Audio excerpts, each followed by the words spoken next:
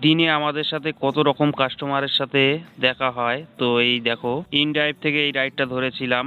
ওই 16 কিলোমিটার মতো রাস্তা ছিল, 220 টাকা হাই ফেয়ার মেরেছিলাম। তো এই ম্যাম নিয়ে নিয়েছিল। তো গাড়িতে উঠে ম্যাম ভয় করছিল, আর গাড়িতে ওঠার আগেই বলেছিল যে একটু আস্তে চালাবে গাড়িটা। তো যখনই পাশ থেকে গাড়ি যাচ্ছে ম্যাম একটু কেঁপে ওঠা মতো হচ্ছে, আর হরেন মারলেই ভয় পাচ্ছিল। তো দেখো ভিডিওটা। 220 ছিল ম্যাম।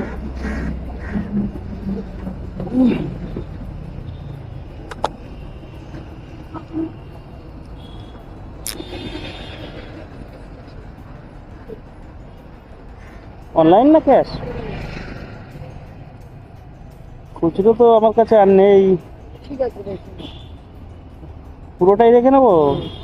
Thank you ma'am. আচ্ছা, আপনি এত ভয় পাচ্ছিলেন কেন? আরে আমার এই যে অ্যাক্সিডেন্ট হয়েছে কিছুদিন আগে, তো আমি খুব ভয়তে মানে আমি ক্যাবটাতে যাওয়াতে খুব ভয় পাই। বাইকেই অ্যাক্সিডেন্ট হয়েছিল? হ্যাঁ, কিভাবে হয়েছে জানি না। বাসের নিচে চলে গেছে। বাপরে।